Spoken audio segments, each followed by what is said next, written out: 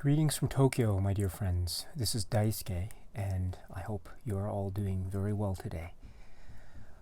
What I'd like to do now is I'd like to talk to you about the films of Akira Kurosawa as they appear in the Criterion Collection.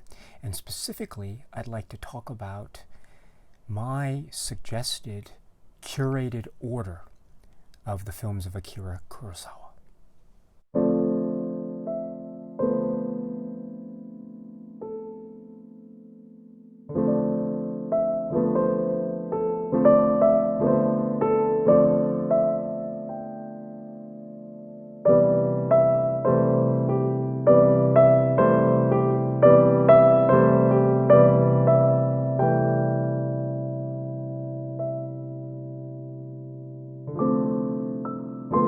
So the conceit here is that, much like the Ingmar Bergman's Cinema Blu-ray set that had been released by Criterion late last year, so now it's April 2019, so the Ingmar Bergman set was released late in 2018. I thought it might be interesting to consider if Criterion were ever to release a similar kind of set for the films of Akira Kurosawa, then what could be the potential curated order that might be of interest with respect to the presentation of those films in such a hypothetical set? It's pretty interesting to think about. So I thought about the flow, and I thought, why don't I divide it up into the same segments as the films were divided in the Ingmar Bergman set. So we had opening night, and then we had Centerpiece 1, and then Centerpiece 2, and then Centerpiece 3, and then finally closing night. So I thought, let's take the films of Akira Kurosawa as they appeared in the Criterion Collection, and let's see what we can do with respect to the this kind of curated order. I thought it might be very interesting. So if you don't mind, please let me, pardon me for this indulgence, self-indulgence, but let me share with you a possible curated order, at least a curated order that I thought might be somewhat, I don't know if interesting is the right word, but it might be a possibility, I'm not sure. And if you disagree with my curated order, please feel free to let me know. This is obviously nothing set in stone. I don't work for Criterion. I don't mean for this to be any kind of appeal to Criterion or anything like that. It's just a fun little exercise. Again, in the event that a Kurosawa box set were to be released by the Criterion Collection a la Ingmar Bergman Cinema, then what kind of curated order might we see? So this is my own idea of what a curated order might look like. So let's begin, shall we? So let's start with opening night. So for opening night, I have 4 films that I thought might be interesting for opening night to start off the program, so to speak. So the first film is one that I was really thinking about. Maybe we should start with a bang, something that is gripping, and it also is very emblematic of all of Kurosawa's work. It has certain tendencies that relate to some films as well as other films. And I thought, what better place to start than this film, High and Low? So I would suggest we start the opening night with High and Low. It's an exciting, dangerous film. It has the strength of Kurosawa's morality and his idealism combined with his understanding of the complexities of social living. We also have class systems, we have police procedurals, we have the great acting of Tatsuya Nakadai and of course Toshiro Mifune. And we have everything in this package, which is both an exciting film, a suspense thriller, and also a morality tale. So I thought, why not start with High and Low as the opening film in opening night? And then I thought we might go to the next film in opening night. So let's go with the 1948 film, which is Drunken Angel. This is also a very important film in the context of Kurosawa's filmography. It was obviously the first time that Kurosawa worked with Mifune. It also has Takashi Shimura in a very key role. And it also is a nice connected, it connects well, I think, with High and Low in the sense of the emphasis placed on maybe the disintegration of morality in contemporary social circles. And so what are characters to do in the face of such disintegration? So I thought that might be a nice link with the earlier film High and Low. So I've chosen Drunken Angel as the second film in opening night. Then the third film in opening night, I thought, let's try to do something that is of a different character but still very typical of Kurosawa's brilliance. So I thought, let's go with Hidden Fortress. This is such an exciting film. It is a samurai film. It is one that has action and key sequences. It is also one that is very clever and very witty, and also is not without the morality that we have come to expect from Kurosawa's narratives. And so I thought it might prove to be a different side of a similar coin, so to speak, from the narratives that we've seen in the earlier films High and Low and Drunken Angel. So for your consideration, the third film in my proposed opening night curated order, The Hidden Fortress. And then I thought we might go earlier to 1945. Coming off of The Hidden Fortress, I thought, why don't we go with this, The Men Who Tread on the Tiger's Tail? If you think of the plots of The Hidden Fortress and The Men Who Tread on the Tiger's Tail, I think you might see some kind of similarities in terms of trying to evade authorities, in terms of hiding identity, in terms of trying to trick some kind of military blockage, or trying to escape, going to a safe harbor, that sort of thing. So I think there is a lot of similarity here. And plus, it is a historical drama, kind of a samurai epic, if you will.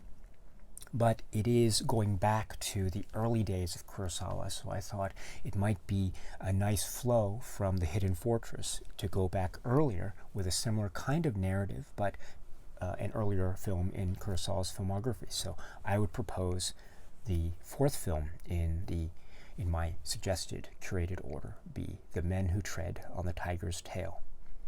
And then with this, I would suggest that the opening night would end right here. Then we come to Centerpiece 1. Now, Centerpiece 1, I think, is a very... It should have a kind of linkage with the last film in opening night, which is Men Who Tread on the Tiger's Tail. And so I thought, keeping in the spirit of the early Kurosawa filmography, I thought, why don't we start with 1943's Sanshiro Sugata, the film that really started it all in terms of Kurosawa's directing career. And this is one that stars Susumu Fujita, and he is in a key role, as well as Takashi Shimura, and we have this judo saga. So I thought this might be an interesting early action adventure film that we can use to start Centerpiece 1. And then I thought, let's go from Sanshiro Sugata to Sanshiro Sugata Part 2. It's a very natural continuation if you go from the first part to the second part, and then we can see the development of the character of Sanshiro Sugata as he goes from this story to now the new story, as well as the supporting characters in his character arc. And thus, I think the direct juxtaposition might help us to appreciate this sequel and to see that there are a lot of merits and a lot of good things about it. So for your consideration, I would suggest the second film in Centerpiece 1 to follow Sanshiro Sugata be Sanshiro Sugata Part 2. And then to continue with that line, I would suggest going here, 1961 Yojimbo. There is a narrative link, so to speak, between Sanshiro Sugata and Yojimbo, it could be something of an interesting meta link as well, because as you know, Susumu Fujita, who is the star of Sanshiro Sugata, who plays Sanshiro Sugata, also appears in a small but very meaningful role in Yojimbo. And there's a kind of symbolic shift that is happening with Yojimbo and the usage of the performance of Susumu Fujita. It is a very interesting exchange between him and the Toshiro Mifune character. And so I thought that might be a nice linkage in terms of the acting pedigree that we've come to expect from Kurosawa. So we go from Susumu Fujita here, his first star, if you will, and then we go from here. The same actor appears in Yojimbo, but of course Yojimbo now stars Toshiro Mifune. And also there are similarities in the story as well, although I grant you the main characters, I think, are of a different cloth, as it were. Still, there are some interesting linkages going on, so I would suggest the third film in Centerpiece 1 be Yojimbo. Then the fourth film to follow Yojimbo, I would suggest Sanjuro. It seems like a natural progression. We've gone from Sanshiro Sugata, and then the sequel, Sanshiro Sugata Part 2, and then Yojimbo, and then the sequel, Sanjuro. And here we go. So I think that is a natural flow, and I really like that. And I think, again, Yojimbo and Sanjuro, I think, work really well when seen in close proximity, because we can see not only the similarities, but also the stark differences. There, I would suggest, there are some core philosophical differences between the approach of Yojimbo and the approach of Sanjuro, and they're both equally fascinating and equally worthy of merit. And to see them therefore juxtaposed in this order, I think, would be very beneficial indeed. So for your consideration, I would suggest the fourth film in the Centerpiece 1 lineup would be Sanjuro. And then from here I would go to 1950s Scandal. To follow Sanjuro with Scandal might be interesting, because I think we see in Sanjuro this search for a kind of moral core or goodness, or whatever it is we call goodness, in a world that is otherwise seemingly corrupt. And I think we can see that sense of morality versus the outside corruption at play here in the film Scandal. And so I thought it might be a nice jump from the world of Sanjuro into the world of Scandal, 1950. And so therefore I would suggest for your consideration, to follow Sanjuro, we would have the fifth film in the Centerpiece 1 would be Scandal. And then to follow Scandal, this idea of the corrupt world and the inner corruption, and or how to deal with the moral degradation, or how to defend oneself, or how to redeem oneself, as it were, I think we would go here.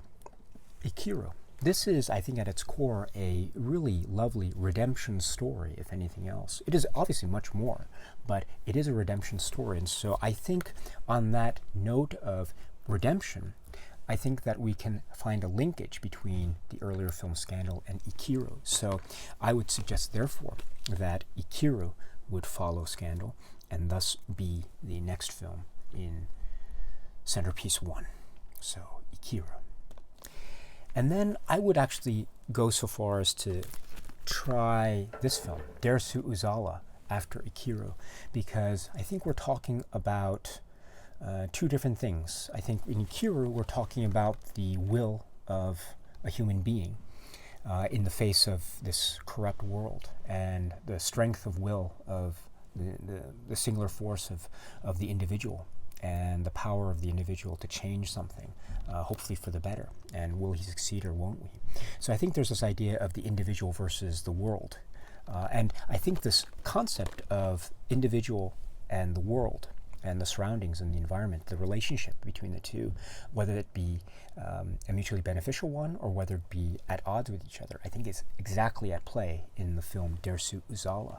So therefore, I would suggest having Dersu Uzala here in at the close of Centerpiece 1 to follow Ikiru.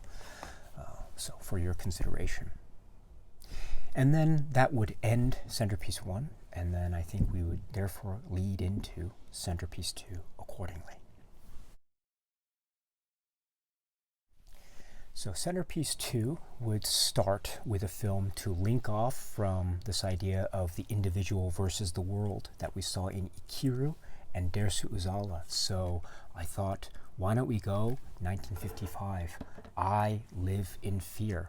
That might be an interesting choice. Again, we see an individual's will against what he sees as the moral decay of the world around him, as expressed by his fear of nuclear holocaust. And so I think this might be an interesting link from the earlier films of the end of Centerpiece 1 as a start to my proposed Centerpiece 2. So let's start Centerpiece 2 with I Live in Fear. What do you think? Then we have this idea of the continuation of this idea of the individual versus the society around him, and therefore the idea of the individual trying to understand what it is about the society and how it has affected him, both on a professional level and perhaps in a spiritual level. So I thought, why don't we go with Stray Dog? Stray Dog, I think, is that kind of journey of the police detective Murakami, and he is searching for his gun. That is, I would say, the symbolic or the narrative thrust. It is almost like a MacGuffin, if you will, because it seems like the more focus of the story is his journey through this world, this post-war world that is obviously ravaged and is socially, or in terms of its morality, it's perhaps bereft of any kind of moral focus. So I think that kind of discussion leads very well from I Live in Fear and into this world of Stray Dog, the post-war world. And plus there is that post-war angst. We saw that expressed here, which is perhaps more of a Cold War angst. But let's go back further in terms of the historical analogies, if you will. So let's start going back further from the later Cold War angst to the post-war, or the immediate post-war. So that might be an interesting look back. So with that in mind, I would suggest as the second film in Centerpiece 2, Stray Dog. Next, the third film I would suggest is, I would think, if we're talking about Stray Dog, and if we think about the environment and the world that's painted, of course we have characters in that world that are trying to be upright and trying to, quote-unquote, do the right thing. Don't get me wrong. But I'm talking about the world that they inhabit. And arguably, I think that world is a very dark and a very cold place. So if we think about darkness and coldness, I think the next place we can turn in Kurosawa's filmography would be this one, Kagemusha. This is a film whose temperature is quite chilly, is it not? There is a coldness to this film. There's a kind of austerity. There are glimpses of warmth, mind you, but I would say that the coldness overcomes the warmth, and we get something that is, of course, very beautiful and very touching, but very chilly. And the atmosphere is one that is cold and perhaps laden with doom, perhaps. So I think in that sense of the exploration of the world, we get that continuation. I don't know, maybe can we call it pessimism? I'm not sure. But in any event, the world is a cold place, and I think Kagemusha would be a great place to go. Incidentally, it's a very interesting thing too, because of course there is no, I say the words cold and doom laden. Of course there are the thematic visual motif is that everything is very hot and humid and stifling and pressured.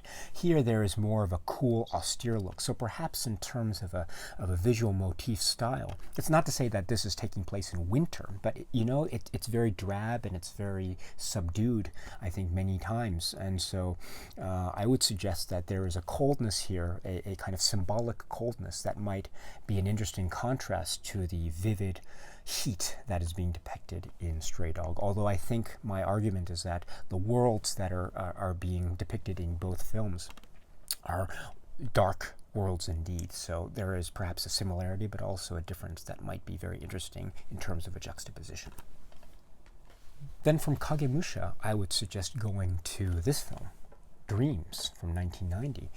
There are interesting interplays in Kagemusha in terms of dreams, in terms of hopes. There is a very famous dream sequence in Kagemusha, and I thought, why don't we go therefore into Dreams? The film Kagemusha has different tones, I would suggest, of warmth but also coldness, but I would think the same really applies with Dreams as well.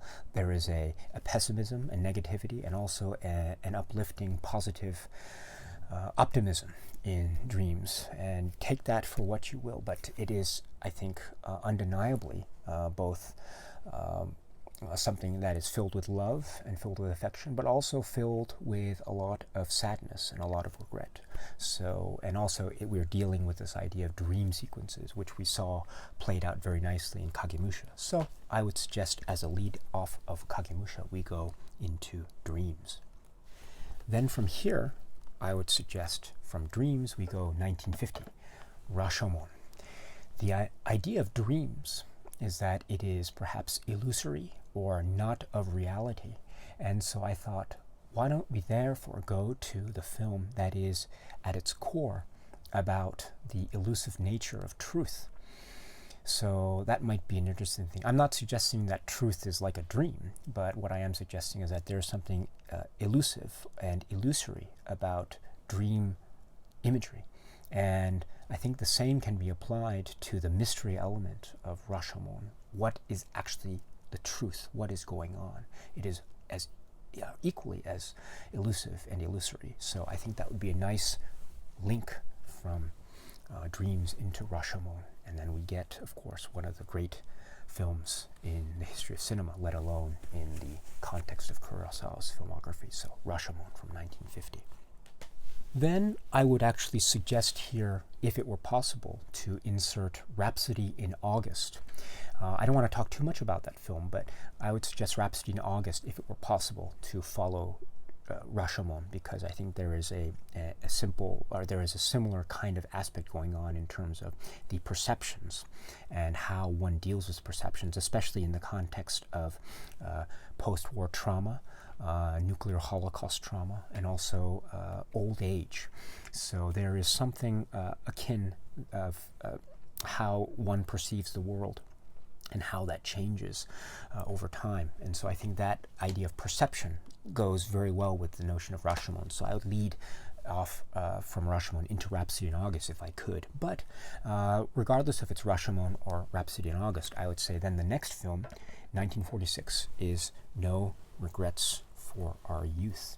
And this is also a film about the notion of what is true, what is deemed to be true, and the idea of how strong one's moral center can be in the face of great resistance from the outside world, political pressure, and also this idea of political pressure turning into human tragedy, and trying to deal with human tragedy in a way that is physically punishing on the soul, but also in the end, potentially anyway, morally and spiritually cleansing. So we have, therefore, at the heart of this film, the journey of the Setsuko Hara character in that tremendous arc that her character realizes in this film, No Regrets for Our Youth. So therefore, I would suggest, as a jumping off point from Rashomon or Rhapsody in August, to this film, No Regrets from Our Youth, 1946. Then from 1946, I would go to 1944, The Most Beautiful. So we had this idea of the resilience of the human spirit in No Regrets for Our Youth. So we see the resilience of the human spirit played out so memorably in this film, The Most Beautiful, and so at the factory. And so it's very it's a very compelling thing to see the female workers who are working at this factory and the various incidents that occur and the things that they have to do and the real efforts that they have to put in. It's really quite astounding and oftentimes very difficult to watch. And so it's this kind of resilience of the human spirit and trying to get things right in the face of great pressure. So I think there's a link there between No Regrets for Our Youth and then The Most Beautiful. So then I would suggest this film as the next film in the sequence. And then if we're talking about a kind of resilience of the human spirit, maybe we can turn it on its head a little bit and try to look at it in a different context.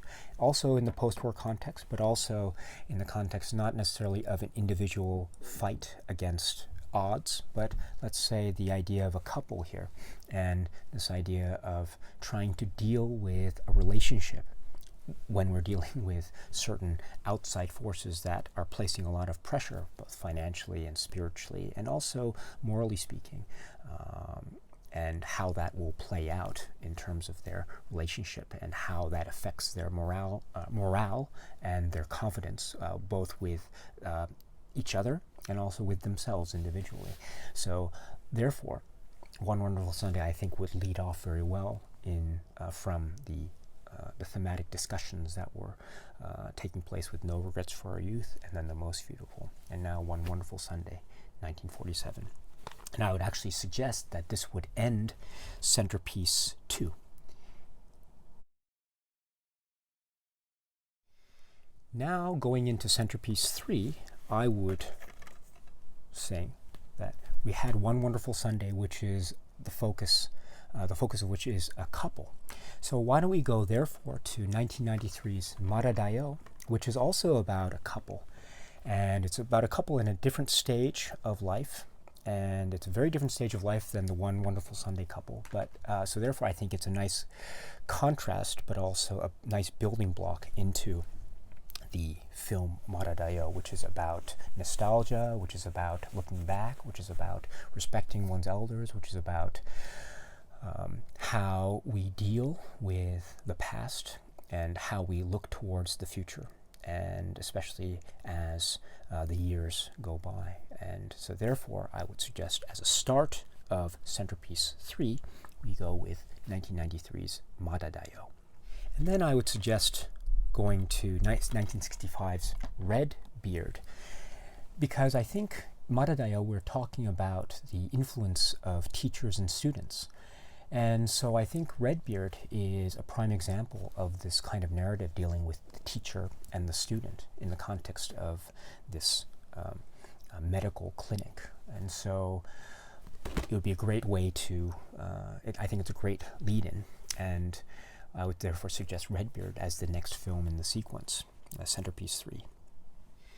From Redbeard, I would then suggest perhaps The Quiet Duel, which is currently not in the Criterion Collection, because there is a linkage there between Redbeard's focus on medicine and health, and also The Quiet Duel. And there's this idea of medicine and health and the dangers towards health, etc. So I think that might be a nice linkage to go from Redbeard to The Quiet Duel, if that were possible. But regardless, the next film I would therefore suggest would be this film, 1970's Dodeskaden, because whether we're going from The Quiet Duel or Redbeard, the jumping off point into Dodeskaden is very good, because we're dealing with an impoverished part of society, and we're dealing with various groups within that part of society, and they are trying to deal with their situation of poverty in whatever form they can.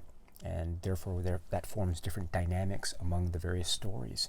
And so I think this is the same kind of world, or similar world, at least that we saw maybe in The Quiet Duel, perhaps even more prominently in Redbeard, in terms of the patients. So I would suggest, therefore, that the next film would be Dodeskaden from 1970. And speaking of that kind of this kind of class and the struggles between human relationships and the maybe class struggle perhaps, but also the intimate relationship issues that emerge that we saw in Dodeskaden, I think the next place to go would be the lower depths.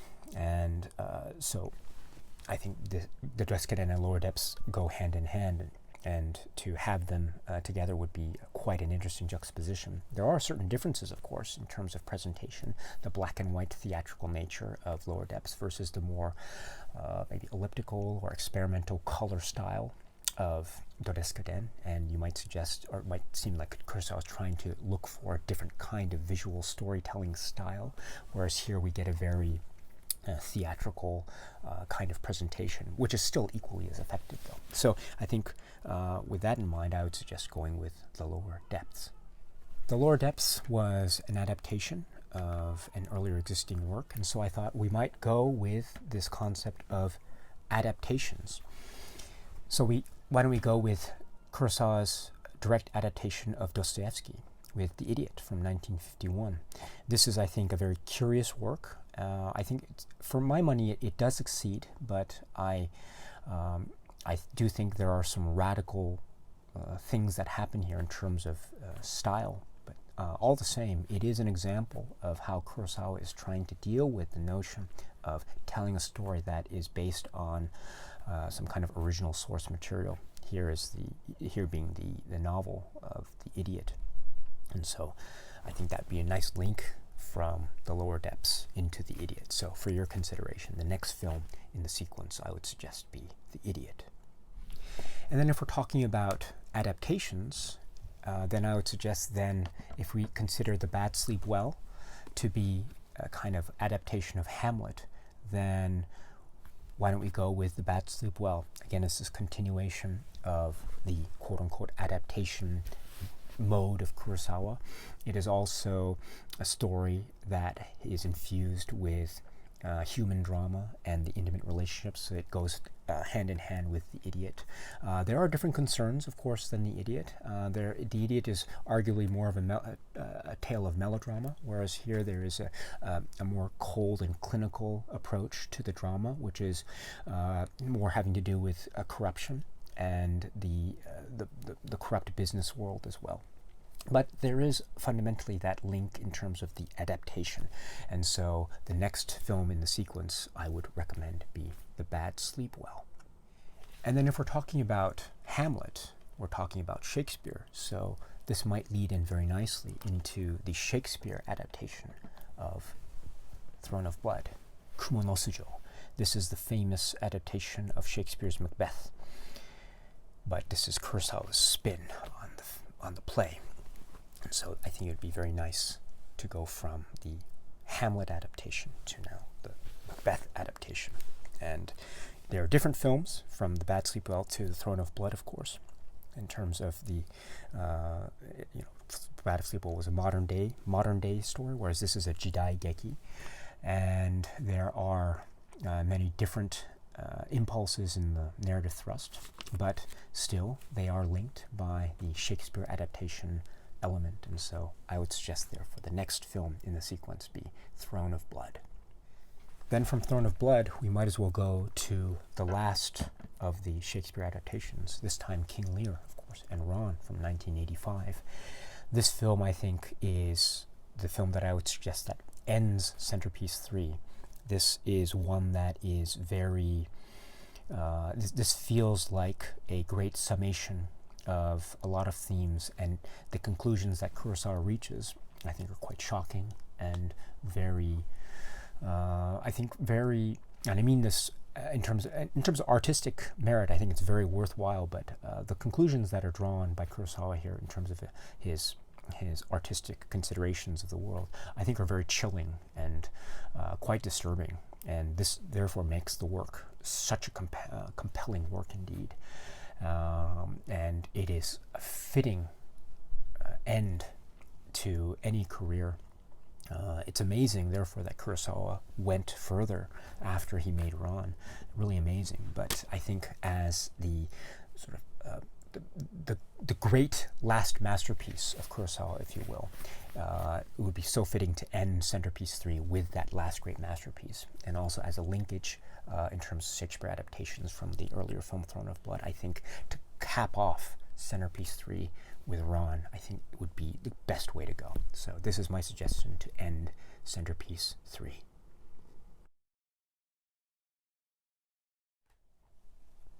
But I thought if we were to end the entire sequence of films with Ron, there is something that is a bit of a, it is a very heavy film, albeit it's a great last masterwork. So on the one hand, I thought, why not we end the entire thing with Ron? But I thought, well, I think there is this underlying sense of optimism, albeit something that is a very nuanced and complex optimism. And so I thought, why don't we end on something that is exhilarating, and that is another great masterpiece. So to end the entire sequence for my closing night film, I suggest Seven Samurai. Seven Samurai. I would suggest Seven Samurai as the closing night film. This is the cap. This is the capper. This is the one that should end it all. This is the one that I think if we end on this film, it feels just right, I think. And so this feels, I wouldn't necessarily call it a summation of everything, but it does feel like a nice closer, and it's a great way to send us off, as it were, a way to close off this exploration of Kurosawa's oeuvre, because it is at once a great commanding presence that has a certain finality to it. But at the same time, when we finish watching it, it's one of those exciting films that you think, oh gosh, I want to watch it again. And so maybe it might fill one with so much excitement that you might be compelled to start all the way at the beginning of Kurosawa's filmography output. So therefore, my friends, I would suggest as the film, the only film in closing night, I would suggest be Seven Samurai. And then as for the other films that I mentioned in passing, for instance, Those Who Make Tomorrow and Song of the Horse, I'll be perfectly honest, I don't quite know how they might fit into the proposed curated order that I might suggest. So I think I might think maybe we can put those on the supplemental disc, because as you know, there was a supplemental disc on the Ingmar Bergman Cinema, and so maybe those could go there as well. I'm not sure. And so, and plus also there could be other supplements on the supplemental disc as well. That would be very interesting indeed. But in any event, my friends, that is my general thoughts as to a suggested or possible curated order. I don't know. I mean, this sort of thing is fun anyway to think about. Again, I don't know whether it's going to happen. I certainly hope so. I hope it would happen, but who knows? I know Criterion is a very busy company, and so maybe there are other concerns that it has, but it would be nice to see. And again, as we saw with the Ingmar Bergman Cinema set, I think the sky's the limit as far as Criterion's potential in the market of physical media. And so if ever Criterion were to release an Akira Kurosawa Blu-ray box set, I think I would just be totally over the moon. Regardless of if it's in a curated order or not. Oh, who knows? I think, yes, what am I saying? Of course, if Criterion were to give us its own Criterion curated order, I would love to see that. And of course, I would devour the films in that order. I'm in total, utter respect. I respect Criterion's judgment completely. They haven't let me down so far. And so, yes, Criterion, if you're listening, please, at least for your consideration, an Akira Kurosawa box set with Criterion's own curated order would be lovely. Okay, my friends, let me end there. And so let me ask you, do you have any thoughts or comments about this curated order? Or maybe you have your own ideas about what the curated order could be. I'd love to hear your ideas. Other than that, my friends, I will plan to make another video, and I won't say anything now. I'll just leave it as a little bit of a surprise. And so I hope to see you at the next video. Until then, my friends, please be well. Cheers.